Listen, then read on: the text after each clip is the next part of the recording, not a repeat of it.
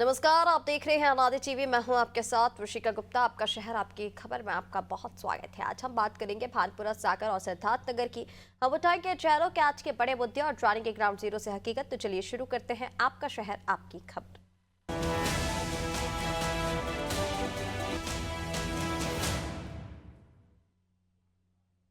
और सबसे पहले बात करेंगे भानपुरा की, जहां टायर फैक्ट्री के धुएं से ग्रामीण परेशान है।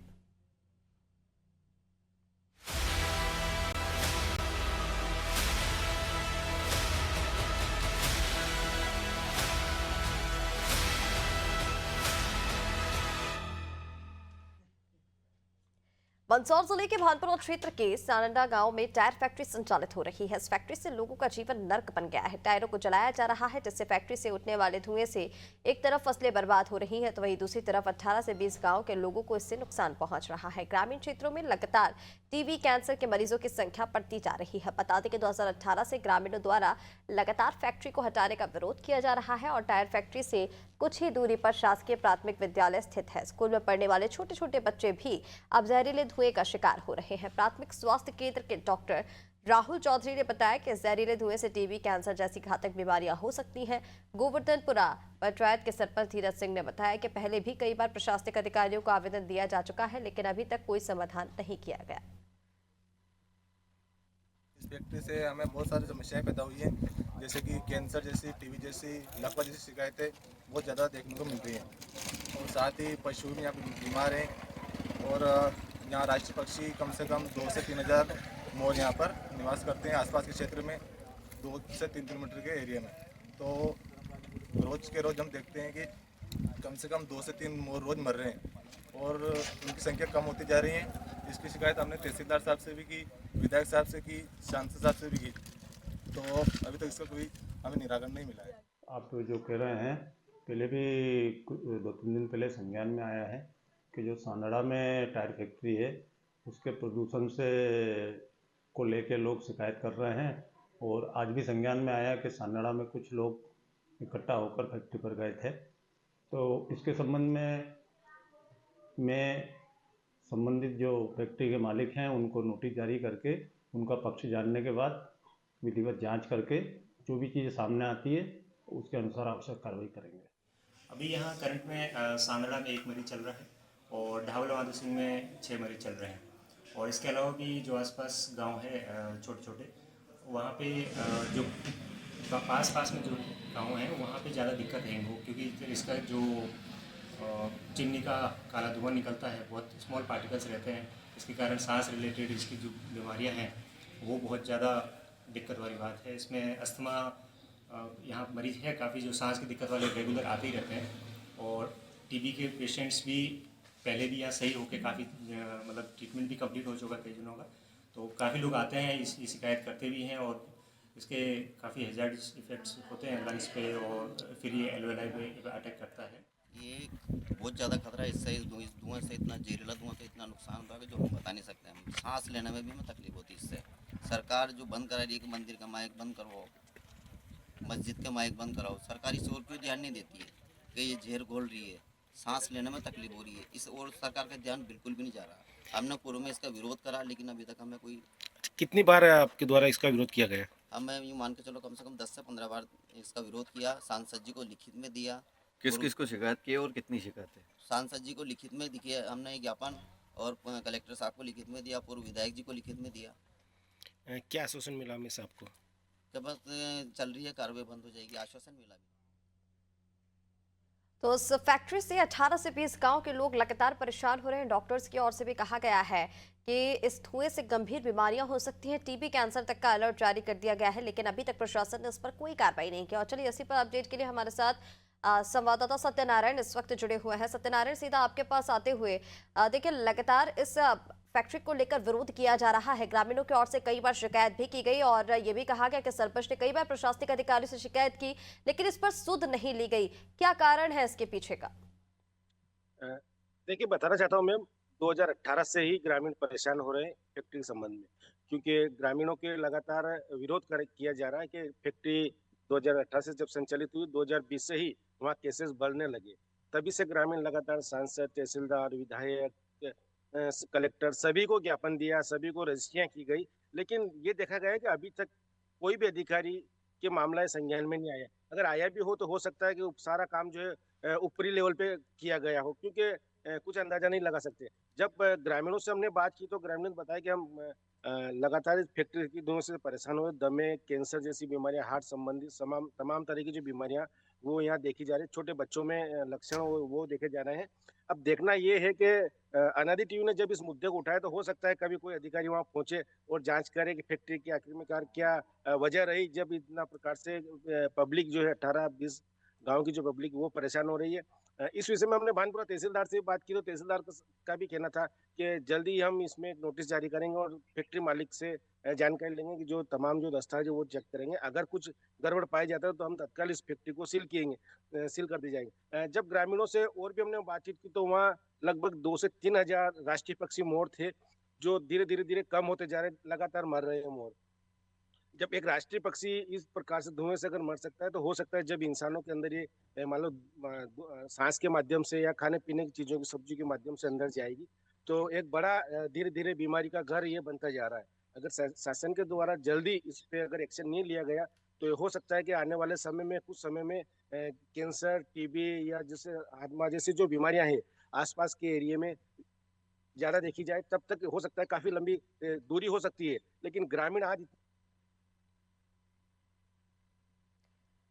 ठीक है सत्यनारायण, जिस तरह से आपने जानकारी दी, लगातार इसको लेकर विरोध तो किया जा रहा है, लेकिन प्रशासन की ओर से ये कहा जा रहा है कि इसकी जांच की जाएगी। वापस आपके पास आते हुए सत्यनारायण, देखिए जिस तरह से आपने बातचीत की और बताया भी कि ग्रामीणों से भी आपकी बातचीत हुई, तहसीलदार से भी आपने बात की, तो सिर्फ आश्वासन दिया जा रहा है कि इस पूरे मामले की जांच कराई जाएगी, लेकिन क्या अधिकारियों के संज्ञान में जिस चीज को लेकर डॉक्टर्स ने अलर्ट जारी किया है कि गंभीर बीमारियां हो सकती हैं, टीबी, कैंसर जैसी बीमारियां भी हो सकती हैं और जानलेवा बड़ी घातक बीमारियां हो सकती हैं, क्या इसकी जानकारी प्रशासन को नहीं है? और अगर है तो फिर क्यों इस पूरे मामले पर लेट लतीफी की जा रही है, लापरवाही की जा रही है?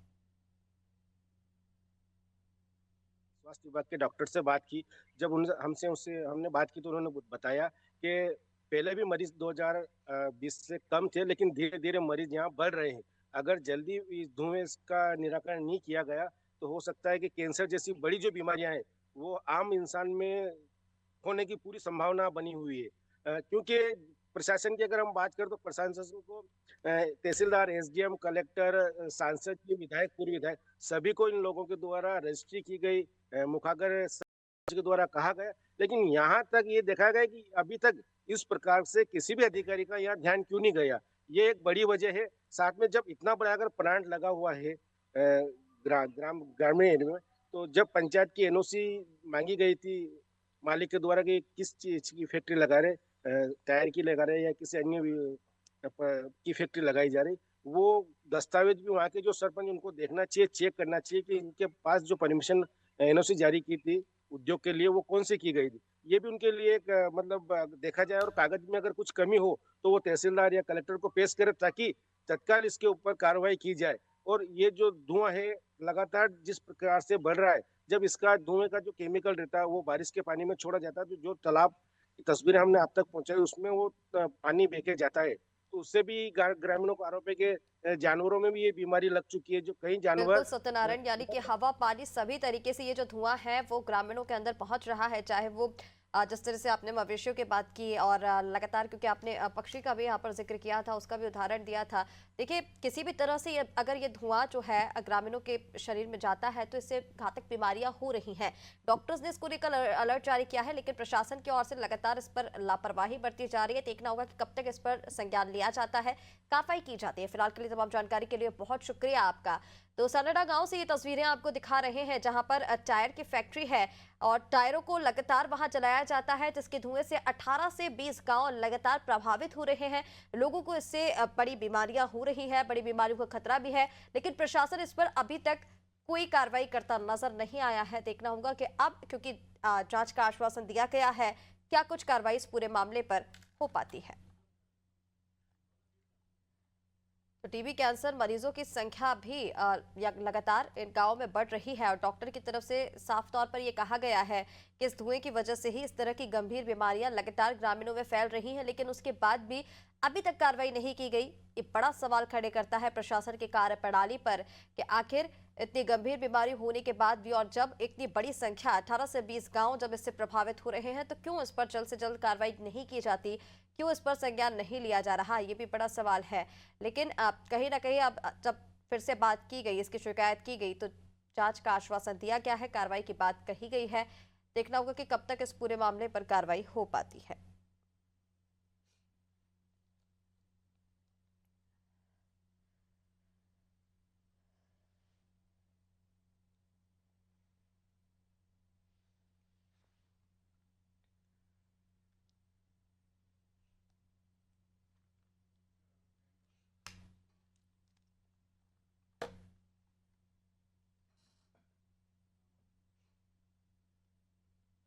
और चलिए अब बात करेंगे सागर की, जहां बीना तहसील में लगातार अवैध खनन की शिकायतों के बाद भी कलेक्टर ने बड़ा एक्शन लिया है।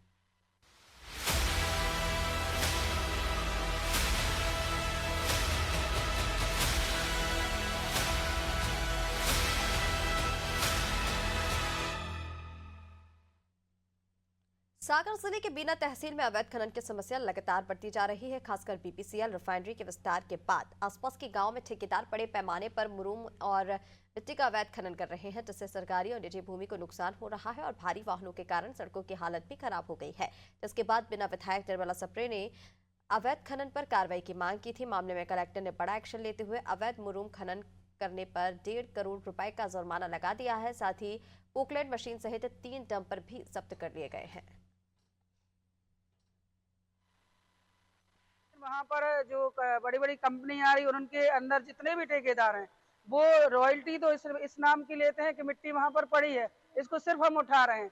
लेकिन वहाँ पर अगर वर्तमान में हम स्थिति देखते हैं तो वहाँ पर गड्ढे खोदे जा रहे हैं बड़े बड़े जेसीबियों से, और जो बड़े बड़े वाहन, इसको लेकर हमने कुछ दिन पहले कुछ ट्रक भी रुकवाए थे जो मिट्टी से भरे हुए थे, क्योंकि वहाँ पर जो पंचायत द्वारा हमारी पंचायत द्वारा RES द्वारा प्रधानमंत्री सड़कों द्वारा जो जिस तरह भूमि आप पूरी की पूरी सड़कें क्षतिग्रस्त होगी, इसकी जिम्मेदारी कौन लेगा? या तो ठेकेदार पुनः फिर से बनाए, और अवैध उत्खनन हो रहा है तो ऐसे अवैध उत्खनन करने वालों पर कड़ी से कड़ी कार्रवाई हो। उसके लिए हमने कलेक्टर से बात की है और उन्होंने कहा कि मैं माइनिंग अधिकारी को भेजूंगा और तुरंत इनका निरीक्षण किया जाएगा, इन पर कार्रवाई होगी यदि अवैध उत्खनन होता है। वहाँ पर और चलिए इसी पर ज्यादा अपडेट के लिए हमारे साथ संवाददाता SN पटेल इस वक्त जुड़ गए हैं। SN पटेल, सीधा आपके पास आते हुए, देखिए लगातार इसको लेकर विधायक की ओर से शिकायत की जा रही थी, बिना विधायक निर्मला सप्रे की ओर से, कि अवैध खनन किया जा रहा है, और जब कलेक्टर ने अब इस पर एक्शन ले लिया है, जुर्माना लगा दिया है, तो क्या लग रहा है आपको? क्या इस अवैध उत्खनन पर रोक लगी है? किसी भी तरह से ये थमता हुआ नजर आ रहा है सागर बीना में? जी बिल्कुल, बीना रिफाइनरी का विस्तारक कार्य चल रहा है जिसको लेकर अवैध उत्खनन चल रहा था और बीना विधायक निर्मला सप्रे ने नाराजगी जताई थी और इसको लिखित रूप में कलेक्टर को पहले शिकायत की थी। और इसमें काफी जो सड़कें हैं वहाँ की सड़कें भी पूरी तरह से खराब हो चुकी थी, तो इसी को लेकर तो संदीप GR सागर कलेक्टर ने कल शाम बड़ा एक्शन लिया है, जिसमें 3 डंपर, एक पोकलैंड मशीन के लिए जब्त किया है और उसमें लगभग 1 करोड़ 55 लाख रुपए का जुर्माना ठेकेदार पर लगाया है। और अब ऐसा लगता है कि जो आगे अगर अवैध उत्खनन हो रहे हैं तो उस पर निश्चित रूप से ये लगाम लगेगी, क्योंकि कलेक्टर ने अब सागर जिले में ये बड़ा एक्शन लिया है। और हम सागर जिले की अगर अन्य जगहों की बात करें तो अवैध उत्खनन में माहिर है और अवैध उत्खनन चल रहा है। तो अब यह देखना होगा कि सागर कलेक्टर ने सिर्फ अभी एक ठेकेदार पर कार्रवाई की है, अब आगे यह देखना होगा कि अब किन किन ठेकेदारों पर कार्रवाई की जाती है। जी बिल्कुल ऐसा, देखिए आपके ओर से कहा गया कि लगातार इस पर अब कलेक्टर की ओर से अब कार्रवाई की गई है, देखना होगा कि आगे कब तक कार्रवाई की जाती है। लेकिन अभी मेरा सवाल आपसे यही है कि इसका कितना असर बाकी जो अवैध उत्खनन कर रहे हैं ठेकेदार, उन पर होता हुआ नजर आ रहा है? क्या किसी भी तरह से कमी नजर आई है? क्योंकि कहा यह जा रहा था, विधायक ने भी साफ तौर पर यह कहा था कि दिन दहाड़े भी खनन हो रहा है, रात के अंधेरे में भी हो रहा है, यानी कि 24 घंटे वहां पर खनन चल रहा था। और क्षतिग्रस्त सड़कों को लेकर भी उन्होंने बातचीत की, उसके लिए भी उन्होंने कार्रवाई की मांग की है कि भारी वाहनों की वजह से जो सड़कें क्षतिग्रस्त हुई है, मेन रोड क्षतिग्रस्त हुआ है, क्या उसको वापस से ठेकेदार सड़कें बनवा कर देंगे या उसको लेकर भी कोई एक्शन लिया जाएगा? जी, अभी सड़कों को बनवाने का तो कोई एक्शन नहीं लिया गया है। हालाँकि जो ठेकेदार हैं, जो अवैध मुरम निकाल रहे थे, अवैध उत्खनन कर रहे थे, उनमें ज़रूर हड़कंप मचा है, क्योंकि अब उस पर लगाम लग चुकी है, जो कार्रवाई हुई है, तो इससे अब एक ठेकेदारों में डर का माहौल हो गया है। और अभी तो अवैध उत्खनन जहाँ चल रहे थे, वो सारे निर्माणों के अवैध उत्खनन रुक गए हैं और अभी अवैध उत्खनन नहीं दिख रहे हैं। और इसके लिए हमने अनादि टीवी के माध्यम से प्रमुखता से दिखाया था इस खबर के लिए। और जो आगे ठेकेदार करते हैं या लापरवाही करते हैं, अवैध उत्खनन करते हैं, तो हमारी नजर रहेगी। और जो स्थानीय लोग हैं, उनकी शिकायत भी हम जाके सुनते हैं। तो हमने ऐसी कई खबरें दिखाई हैं, लेकिन आज ये सागर कलेक्टर ने पहली बार कार्रवाई की है। इसके पहले अगर ऐसी कार्रवाई होती तो शायद ये अवैध उत्खनन नहीं होता और लोगों को ये सड़कों की परेशानी बनती। जी बिल्कुल देखना होगा कि अब इसका आगे कितना असर होता है, क्या कार्रवाई इसी तरह निरंतर जारी रहती है और जिस तरह से अवैध उत्खनन यहाँ पर लगातार किया जा रहा था उस पर कोई असर पड़ता हुआ दिखता है या नहीं, ये भी बड़ा सवाल है, देखने वाली बात होगी। फिलहाल तमाम जानकारी के लिए बहुत शुक्रिया आपका। तो सागर बीना में लगातार अवैध उत्खनन चल रहा था, जिसको लेकर मांग की जा रही थी। विधायक निर्मला सप्रे ने भी इसको लेकर विरोध जताया था, जिस पर कलेक्टर ने बड़ी कार्रवाई की है और 1.5 करोड़ रुपए का जुर्माना लगाया है, 3 मशीनें जब्त की है। लेकिन आगे ये देखना होगा कि जिस तरह से लगातार कई ठेकेदारों की ओर से यहाँ पर अवैध उत्खनन 24 घंटे जारी है, उन पर कितना असर पड़ता है और क्या ये कार्रवाई निरंतर जारी रहने वाली है। तो तस्वीरें आपको दिखा रहे हैं बीना से, जहां पर सरकारी भूमि पर लगातार अवैध उत्खनन चल रहा था, जिसको लेकर विरोध आसपास के रहवासियों की ओर से भी जताया जा रहा था और विधायक की ओर से भी ये कहा गया था कि जो सड़कें हैं वो इससे क्षतिग्रस्त हो रही हैं और लगातार जो अवैध उत्खनन है वो 24 घंटे चल रहा है, जिस पर कलेक्टर से उन्होंने कार्रवाई की मांग की थी। कलेक्टर ने इस पर एक्शन लिया और इसके बाद 1.5 करोड़ रुपए का अवैध खनन पर जुर्माना लगाया है, 3 मशीनों को जब्त किया है। लेकिन सवाल ये है कि क्या बाकी जो ठेकेदार अवैध तरीके से खनन कर रहे हैं उन पर भी कार्रवाई होगी, उन पर किस तरह से रोक लगाई जाएगी, ये भी देखने वाली बात होगी।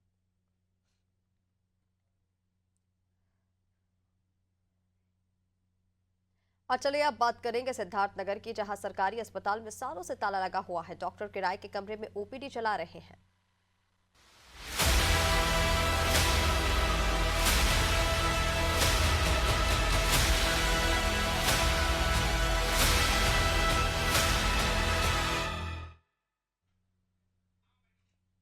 सिद्धार्थनगर जिला अक्सर अपनी स्वास्थ्य सेवाओं के लिए सुर्खियों में बना रहता है। ताजा मामला जोगिया विकासखंड के बभनी बाजार का है, जहां पर सरकारी भवन 12 साल से बंद पड़ा हुआ है। कारण जानकर आप भी हैरान रह जाएंगे। दरअसल अस्पताल ऐसी जगह बनाया गया था जहां रास्ता कच्चा था और डॉक्टर साहब को आने जाने में भी कठिनाइयां हो रही थी। लेकिन 3 साल से रास्ता बनने के बाद भी डॉक्टर अपने उच्च अधिकारियों के आशीर्वाद से किराए के मकान में ओपीडी चला रहे हैं।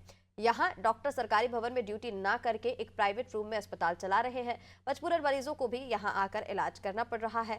मरीजों का यहाँ आर्थिक शोषण तो हो ही रहा है, साथ ही 2 बजे के बाद यही कमरा डॉक्टर का प्राइवेट क्लिनिक भी बन जाता है। ऐसा नहीं है कि मामला मुख्य चिकित्सा अधिकारी के संज्ञान में नहीं है, बल्कि सीएमओ को सारे मामले में अवगत करवाने के बाद भी उन्होंने पूरे मामले को ठंडे बस्ते में डाल दिया है। ग्रामीणों का इस मामले पर क्या कुछ कहना है, पहले वो सुनिए। बताइए, हॉस्पिटल जो है ये कितने दिन से बंद होगा? होगा 10-12 साल से। 12 साल। तो ये बताइए, यहाँ तो एकदम बाढ़ आ जाता है, गरीबी ज्यादा यहाँ है, तो आखिर कहाँ जाते होंगे आप? बहुत परेशान है हर चीज की। आज डिलीवरी कहाँ करवाने जाते होंगे? लालपुर। अरे बहुत 4-5 साल से बंद है। तो ये चाची डिलीवरी कहाँ जाते वो करावे? अरे पकड़ी जाती स्वारतगढ़, नवगढ़ प्राइवेट में। हाँ। अच्छा, बहुत दिक्कत, बहुत पैसा लागत है चाची। बहुत लागत है, बच्चा तो का करेगा। जब से उत्तर प्रदेश में स्वास्थ्य मंत्री डिप्टी सीएम ब्रजेश पाठक स्वास्थ्य मंत्री हुए हैं, तब से स्वास्थ्य महकमे में को लेकर आए दिन वो हॉस्पिटलों का निरीक्षण करते हैं, चेक करते हैं, अचानक पहुंचते हैं। लेकिन सिद्धार्थनगर में एक ऐसा स्वास्थ्य केंद्र जो बंद मिल रहा है। मैं यहाँ जब ग्राउंड जीरो पर अनादि टीवी की टीम पहुंची तो स्वास्थ्य केंद्र बंद मिला। ये करोड़ों रुपए का बना हुआ भवन धूल फाक रहा है। सरकार ने महत्वाकांक्षी योजना बनाई थी ग्रामीण इलाकों में, ताकि गरीब तबके के लोग जो हैं दबे कुचले हैं उनका इलाज सही तरीके से और फ्री में हो सके। लेकिन डॉक्टर साहब यहाँ नहीं बैठे हुए हैं, यहाँ मौजूद नहीं हैं। सरकार ने बहुत अच्छी स्कीम चलाई थी, लेकिन वो धरातल पर स्कीम तो है, लेकिन उसका दुरुपयोग किया जा रहा है, यहाँ नहीं बैठा जा रहा है। भवन जो है जर्जर हालत में पहुंच चुका है। तो ये है सिद्धार्थ नगर के। और सफाई की बात करें अगर, तो देखिए सफाइयों जो है, गंदगियों का अंबार लगा हुआ है। केंद्र के बाहर सफाइयों का अंबार लगा हुआ है। डॉक्टर साहब यहाँ मौजूद नहीं है। ये मैं बता दूं, ये है प्राथमिक स्वास्थ्य केंद्र बभनी बाजार, विकास खंड जोगिया। इस वक्त हमारी मौजूदगी है जहां पर डॉक्टर साहब बैठे हुए हैं, प्राइवेट रूम लेकर डॉक्टर साहब बैठे हुए हैं और इलाज कर रहे हैं। आइए हम इनसे बात करते हैं डॉक्टर साहब से। डॉक्टर साहब, आप यही पोस्टिंग हैं, आप किस पद पर हैं? फार्मासिस्ट हैं। फार्मासिस्ट हैं? जी जी। कितने लोग हैं वहाँ पोस्ट? 4 लोग। 4 लोग जी। इस हॉस्पिटल को आप अकेले चला रहे हो, प्राइवेट रूम में चला रहे हैं, क्या कारण है ऐसा? नहीं, कारण कुछ नहीं है, प्राइवेट है तो बिल्डिंग वहाँ रास्ता नहीं, इसलिए यहाँ पर चला जा रहा है। सर 12 साल से वो जो है जमीन, जो बिल्डिंग है वो जर्जर है, हो गई है और धूल फाक रही है। सरकार की बहुत महत्वाकांक्षी योजना थी कि कम से कम गरीबों को वहाँ इलाज मिले, मुफ्त में जो है इलाज मिले। अब यहाँ लोग जान भी नहीं पाते होंगे कि आप कहाँ बैठे हैं। अब जैसे कोई रास्ता पकड़ के जा रहा है, उसको तो वही दिखाई देगा सरकारी भवन है। ये तो रास्ते पर है, अच्छी जगह पर है, यहाँ कम से कम एम्बुलेंस आ सकती है। अच्छा। वहाँ सबसे समस्या एम्बुलेंस नहीं आ सकती है। सर पूरा रास्ता तो बनके तैयार है, पीछे से बना है वो रास्ता। एम्बुलेंस सामने से बनेगा, प्रधान से बात हुआ है। उन्होंने कहा है रास्ता देने के लिए, बनवाने के लिए। जी जी। तो आपको यहाँ तो जगह भी नहीं है, तो आपको बहुत दिक्कत है। असुविधा तो कुछ है, लेकिन अब क्या किया जाए, मजबूरी है। वहाँ पे बड़ी बिल्डिंग बनी हुई है। बड़ी बिल्डिंग है, लेकिन पानी भरा रहता है बारिश में। अच्छा। हाँ, 5-5 फीट पानी आया था, बाढ़ आया था, 5 फीट पानी था। तो बन गया डॉक्टर साहब। रास्ता पीछे बना है, फ्रंट से बनना है। अच्छा, और कितने लोग यहाँ हैं? और लोग वो स्वास्थ्य में वहाँ कुंभ में गए हैं, प्रयाग में चले गए हैं। सब नहीं, वो डॉक्टर साहब अवकाश पर है ना। डॉक्टर साहब अवकाश पर। जी जी। हाँ, वो अवकाश पर है। और कितने लोग हैं? और एक लोग गए हैं वो दवा लेने हुई। तो फार्मासिस्ट ही पूरा हॉस्पिटल चला रहा है, ओपीडी भी देख रहा है? बिल्कुल देखेंगे। हाँ। हाँ, तो देखना है, अनुपस्थिति में देखा जाएगा। हाँ। जी। ये थे फार्मासिस्ट जिनकी पोस्टिंग है यहीं पे, और ये बातचीत कर रहे थे। इन्होंने कहा कि ये सब समस्याएं हैं जो है, आने जाने में दिक्कतें होती हैं, लेकिन सरकार के पैसे का दुरुपयोग कहीं ना कहीं तो हो रहा है। सिद्धार्थ नगर से अब्दुल कादिर, अनादि टीवी। ये बताइए। और चलिए इसी पर ज़्यादा अपडेट के लिए हमारे साथ संवाददाता अब्दुल कादिर इस पर जुड़ गए हैं। अब्दुल कादिर, सीधा आपके पास आते हुए, देखिए डॉक्टर से भी आपने वहाँ पर बात की जो फार्मासिस्ट हैं, और साफ तौर पर उनकी तरफ से ये कहा जा रहा था कि आने जाने में कठिनाइयाँ हैं, लेकिन अब तो ये भी कहा जा रहा है कि भाई रास्ता भी वहाँ पर बना दिया गया, उसके बाद भी इस तरह से प्राइवेट अस्पताल छोटा सा उसी कमरे में चलाना, ये किस हद तक ठीक है और क्या संदेश इससे मिल रहा है? मैं आपको बता दूं, ये पूरा मामला विकास खंड जोकिया के सामुदायिक स्वास्थ्य केंद्र बभनी बाजार का है। जब अनादि टीवी की टीम ग्राउंड जीरो पर पहुंची तो डॉक्टर साहब उपस्थित भवन में, सरकारी भवन में ना मिलकर प्राइवेट हॉस्पिटल, प्राइवेट अपना क्लिनिक चला रहे हैं, डिस्पेंसरी चला रहे हैं, प्राइवेट में मिले। और मिला कौन? फार्मासिस्ट मिला। जब फार्मासिस्ट से पूछा गया इस विषय पर कि इतने दिनों ये आप भवन बना हुआ है, सरकार ने भवन बनवाया, सरकारी भवन बना हुआ है, तो उनका ये कहना था रास्ता सही नहीं है। अब ऐसी जगह भवन बनवा दिया गया कि साहब को जाने में दुश्वारियां हो रही है। ये आपको बता दूं, इससे पहले वहां जिस डॉक्टर की पोस्टिंग थी वो वहां बैठते थे, लेकिन ये जब से पोस्टिंग डॉक्टर साहब हुए, ये वहां ना बैठकर एक प्राइवेट जो है रूम लेकर उसी में जो है इलाज कर रहे हैं। जब अनादि टीवी की टीम वहां पहुंची, इनके रूम पर जो प्राइवेट क्लिनिक इन्होंने ले रखी है, जब वहां पहुंची तो देखा एक रूम है, वहां बेड का भी व्यवस्था नहीं। अब मरीजों को बहुत ही दिक्कतों का सामना करना पड़ता है, बहुत मुसीबतों का सामना करना पड़ता है। ये वो जगह है जो बाढ़ से जलमग्न रहता है, बाढ़ से चारों तरफ घिरा रहता है, बाढ़ से चारों तरफ डूबा रहता है। वो बताइए कितनी परेशानियों का सामना उनको करना पड़ता होगा। ये फार्मासिस्ट ने कहा कि रास्ता जो है खराब है, लेकिन जब वही प्रधान से बात की गई तो पता चला, प्रधान ने कहा और बयान भी प्रधान ने दिया, उन्होंने कहा अनादि टीवी की कैमरे पे, उन्होंने कहा कि रास्ता हमने बनवा दिया है और मौखिक रूप पे सीएमओ से हमने कह भी दिया है बनवाने के लिए, लेकिन सीएमओ खंड बस्ते में डाल दे रहे हैं। अब क्या मामला है वो सीएमओ ही जाने। बिल्कुल अब्दुल कादर जी, देखिए जिस तरह से आपने जानकारी ली, वहां पर पूरी जांच पड़ताल की है, लगातार हमारी टीम भी वहां पर देख रही है कि किस तरह से लापरवाही स्वास्थ्य विभाग की ओर से बढ़ती जा रही है। देखना होगा कि इस पर कब तक एक्शन लिया जाता है, क्योंकि ये बेहद गंभीर समस्या है। जो लोग सरकारी अस्पताल में जाते हैं अपना इलाज कराने के लिए, क्योंकि उनको ये लगता है कि सरकारी अस्पताल में उन्हें कम पैसे में जो सुविधा है वो अच्छी मिल जाएगी, बेहतर मिल जाएगी, लेकिन डॉक्टर्स की तरफ से ही जब इस तरह के चीजें देखने को मिलेंगी तो फिर बड़े सवाल खड़े होते हैं। क्योंकि अगर लगातार इसको लेकर निरीक्षण किया जाता या फिर कोई एक्शन पहले लिया गया होता तो निश्चित तौर पर इस तरह के मामले सामने नहीं आते। देखना होगा कि कब तक इस पर कार्रवाई की जाती है। फिलहाल तमाम जानकारी के लिए बहुत शुक्रिया आपका।